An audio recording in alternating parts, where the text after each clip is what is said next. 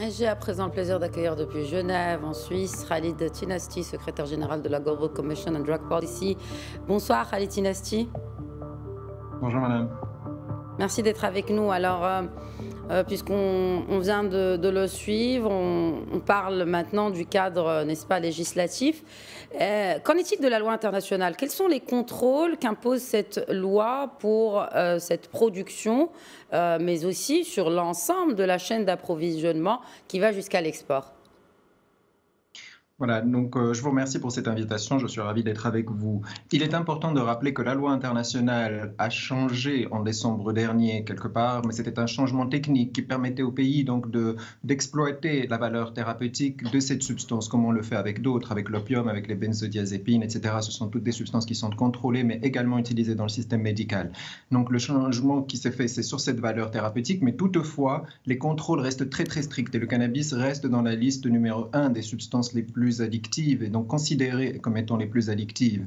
Et ce qui veut dire que la chaîne de contrôle doit être très très stricte et donc avoir beaucoup de protection. Donc s'assurer que la production elle-même n'est pas détournée, donc avoir les quantités, savoir combien est-ce qu'on cultive légalement, déclarer cela à l'organe international de contrôle des stupéfiants qui permettra au pays donc d'avoir cette quantité ou pas, de la produire ou pas, dépendant des besoins dans le système médical même et dépendant des besoins d'export également, mais aussi s'assurer qu'il n'y a pas de détournement sur toute la chaîne d'approvisionnement et s'assurer donc que ça parte directement pour cet usage médical et que ce ne soit pas détourné vers le marché illégal.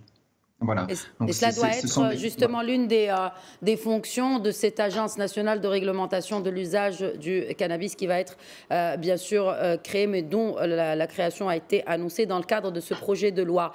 Alors, sur la base, Khaled Tinasti, sur la base d'expérience d'autres pays, quelle est la valeur ajoutée finalement aux usages thérapeutiques du cannabis?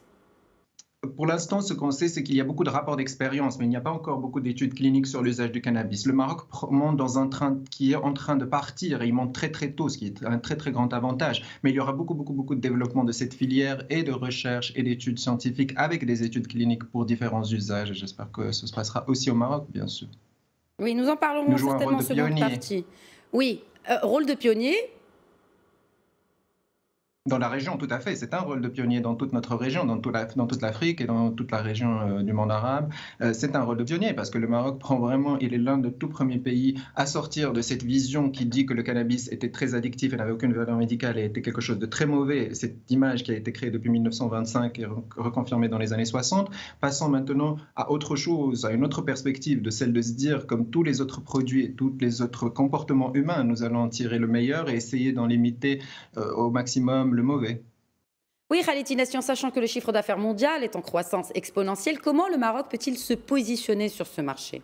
Là, quand on parle du cannabis médical dans le monde, le chiffre d'affaires à 90% est au sein des États-Unis.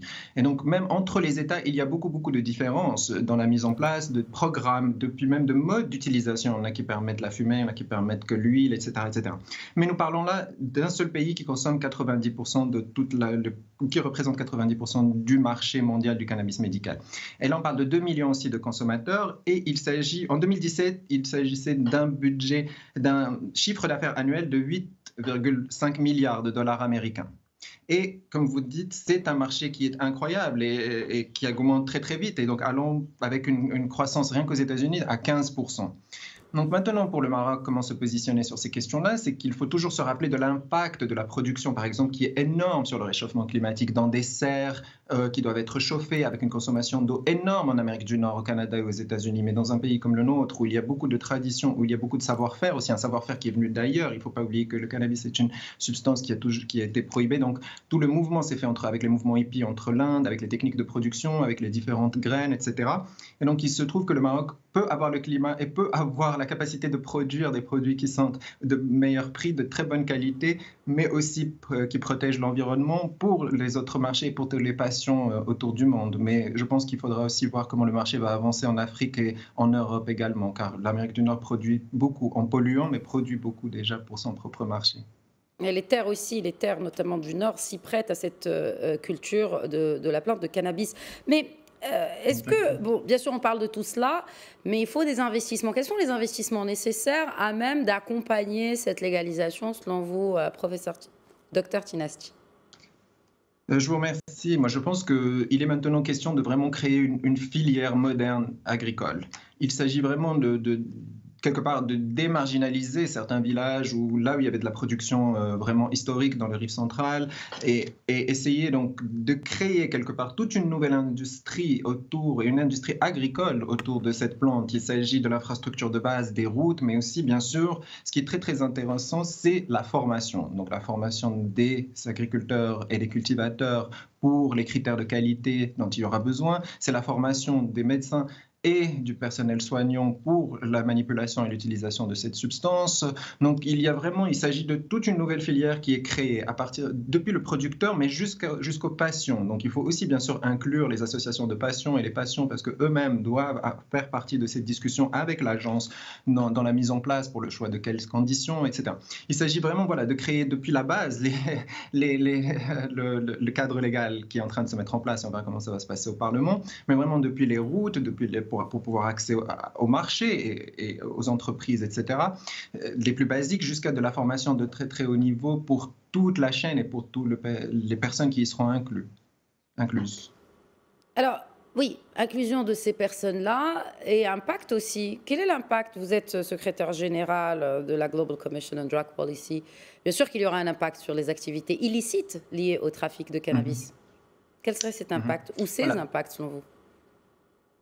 Donc, oui, ces impacts, tout à fait, parce qu'ils sont très difficiles à mesurer. Je veux dire, depuis la première chose, lorsqu'on parle du crime organisé ou du crime organisé surtout transnational, parce que là, nous parlons de trafic international pour toutes les substances, et surtout le cannabis, et c'est celui qui est le plus consommé, à 65% de toute la consommation mondiale ou à 70%, 70% de la consommation mondiale. Donc, il y aura plusieurs impacts, mais il est très difficile de les mesurer, car le crime organisé est toujours très résilient. Il arrive à infiltrer les marchés légaux, il essaye du moins, il se diversifie très vite et passe à autre chose assez vite. Maintenant, dans le cannabis, il faut toujours se rappeler que le cannabis médical, il faut être très honnête et très ouvert, car c'est ce qui risque d'arriver et c'est arrivé partout. Il s'agit vraiment d'une petite partie du marché du cannabis national ou mondial. La grande partie reste toujours les usages récréatifs. Les gens choisissent pour toutes sortes de raisons de quand même en consommer de ce qui reste très interdit dans la loi marocaine. Et il faut dire que l'impact donc sur le marché illégal risque d'être assez limité de manière générale quand on regarde les statistiques de manière générale, mais toutefois l'impact sur la vie des personnes qui vont transiter de l'illégal vers le légal, le médical, sera énorme. Toutefois, c'est un premier pas et il faut de l'évaluation. C'est pour ça que l'agence qui se met en place devrait avoir des mécanismes elle-même de accountability pour répondre sur comment est-ce qu'elle met cela en place et aussi, bien sûr, comment est-ce qu'elle aide les gens aussi. Mais aussi, également, il faudrait voir vraiment mesurer vraiment et être réaliste que c'est un premier pas où on doit évoluer en fait avec la mise en place et en espérant que ce sera la meilleure possible. Oui, alors, et tout à l'heure, vous avez évoqué cette sensibilisation justement de l'agriculteur, du producteur. Est-ce que vous pensez que la rentabilité de la production de la plante pour des usages thérapeutiques peut être la même, si ce n'est mieux, pour le producteur via bien sûr ces coopératives qui sont à même de collecter la récolte et puis de la centraliser, tout est centralisé au niveau de l'agence nationale.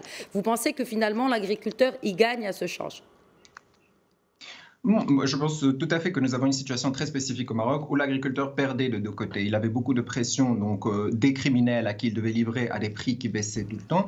Et d'un autre côté, de la peur de la répression légale, parce que c'était criminel ce que les gens faisaient jusque-là, jusqu'à encore aujourd'hui. Mais il faut dire que le projet de loi inclut un tarif négocié à la commande et non à la livraison, ce qui peut assurer aux gens un revenu décent et meilleur que le marché illégal actuel. Il faut dire que les producteurs du kiff au nord ne sont pas les plus pauvres des producteurs, mais leurs prix n'arrêtent pas de baisser et ils font face à une concurrence puisqu'il y a de la production légale et illégale en Europe, maintenant qui est beaucoup plus proche de ses clients. Elle n'a plus besoin d'attendre l'export venant du Maroc ou le contrebande venant du Maroc. Donc oui, tout à fait, je pense que ce paramètre de s'assurer que le tarif est fixé rassure un peu les cultivateurs et peut vraiment aider à les sortir de l'illégalité et de les mener vers la légalité. Après, est-ce que le volume sera là? Ça, c'est une autre discussion. Oui, beaucoup d'éléments et beaucoup de facteurs encore inconnus parce que c'est tout frais, c'est tout jeune. Mais en tout cas, je pense qu'on a bien fait le tour de la question en votre compagnie, Khalid Tinasti. Je vous en remercie en tout cas. Je rappelle que vous êtes secrétaire général de la Global Commission on Drug Policy. Vous étiez avec nous depuis Genève. Merci beaucoup. Merci à vous, madame.